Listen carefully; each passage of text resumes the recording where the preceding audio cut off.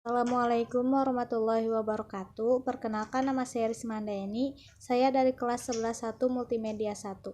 Di sini saya akan mempresentasikan bab sistem dan dinamika demokrasi Pancasila dalam pelajaran PPKN kelas 11. Makna dari kata demokrasi berasal dari dua kata, yaitu dalam bahasa Yunani yaitu demos yang berarti rakyat dan kratos atau kratein yang berarti pemerintahan, sehingga demokrasi dapat diartikan sebagai pemerintahan rakyat.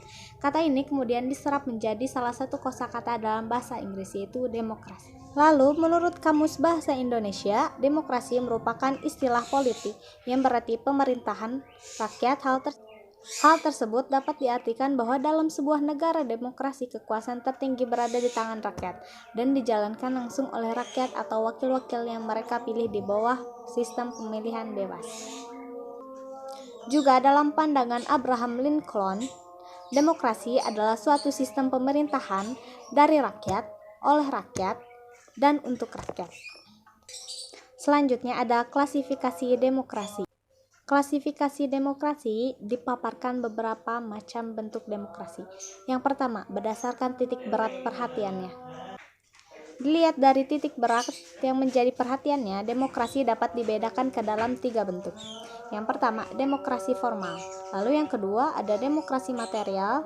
Yang ketiga, ada demokrasi gabungan. Lalu yang kedua, ada berdasarkan ideologi. Berdasarkan ideologi yang menjadi landasannya, demokrasi dapat dibedakan ke dalam dua bentuk. Yang pertama, demokrasi konstitusional atau demokrasi liberal. Demokrasi yang didasarkan pada kebebasan atau individualisme. Ciri khas pemerintahan demokrasi konstitusional adalah kekuasaan pemerintahan terbatas dan tidak diperkenankan banyak melakukan campur tangan dan bertindak sewenang-wenang terhadap rakyatnya. Lalu yang kedua ada demokrasi rakyat atau demokrasi proletar, yaitu demokrasi yang didasarkan pada paham Marxisme atau komunisme. Demokrasi rakyat mencita-citakan kehidupan yang tidak mengenal kelas sosial. Selanjutnya, berdasarkan proses penyaluran kehendak rakyat. Menurut cara penyaluran kehendak rakyat, demokrasi dapat dibedakan ke dalam dua bentuk. Yang pertama, demokrasi langsung, lalu yang kedua, demokrasi tidak langsung. Adapun prinsip-prinsip demokrasi yaitu menyelesaikan perselisihan dengan damai, menjamin terselenggaranya perubahan secara damai, menyelenggarakan pergantian pimpinan secara teratur, membatasi pemakaian kekerasan, mengakui serta menganggap wajar adanya keanekaragaman, lalu yang terakhir menjamin tegaknya keadilan. Lalu materi selanjutnya yaitu dinamika penerapan demokrasi Pancasila. Dinamika penerapan demokrasi Pancasila menjelaskan tentang prinsip-prinsip demokrasi di Indonesia. Yang pertama, ada demokrasi yang berketuhanan yang Maha Esa. Yang kedua, demokrasi dengan kecerdasan. Yang ketiga, demokrasi yang berkedaulatan rakyat. Yang keempat, ada demokrasi dengan rule of law. Yang kelima, demokrasi dengan pemisahan kekuasaan negara. Lalu yang keenam, demokrasi dengan hak asasi manusia. Yang ketujuh, demokrasi dengan pengadilan yang merdeka. Yang kedelapan, demokrasi dengan otonomi daerah. Yang kesembilan, demokrasi dengan kemakmuran. Lalu yang terakhir, 10, demokrasi dengan keadilan. Dalam perjalanan sejarah ketatanegaraan negara kita, semua konstitusi yang pernah berlaku menganut prinsip demokrasi. Hal itu menyebabkan periodisasi perkembangan demokrasi Pancasila. Dengan berdasarkan pada indikator-indikator yang disebutkan,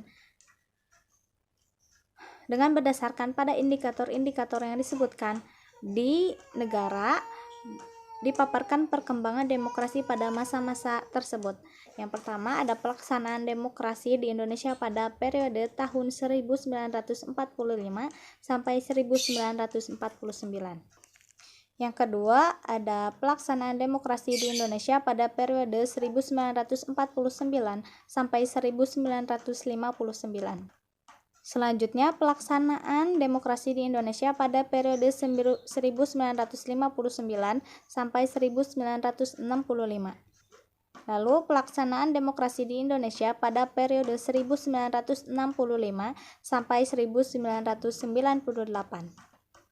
Dan sampai saat ini pelaksanaan demokrasi di Indonesia periode 1998 sampai sekarang. Materi yang terakhir yaitu membangun kehidupan yang demokratis di Indonesia. Pentingnya kehidupan yang demokratis. Pada hakikatnya, sebuah negara dapat disebut sebagai negara yang demokratis apabila di dalam pemerintahan tersebut, rakyat memiliki persamaan di depan hukum, memiliki kesempatan untuk berpartisipasi dalam pembuatan keputusan, dan memperoleh pendapatan yang layak. Karena terjadi distribusi pendapatan yang adil serta memiliki kebebasan yang bertanggung jawab. Maka diuraikan makna-makna masing-masing, yaitu rakyat memiliki persamaan kedudukan di muka hukum. Lalu yang kedua, partisipasi dalam pembuatan keputusan. Yang ketiga, distribusi pendapatan secara adil. Yang ketiga, kebebasan yang bertanggung jawab. Lalu demokrasi tidak mungkin terwujud jika tidak didukung oleh masyarakatnya.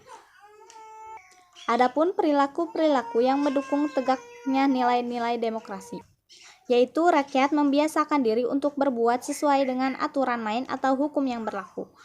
Rakyat membiasakan diri untuk bertindak demokratis dalam segala hal. Rakyat membiasakan diri untuk menyelesaikan persoalan dengan musyawarah.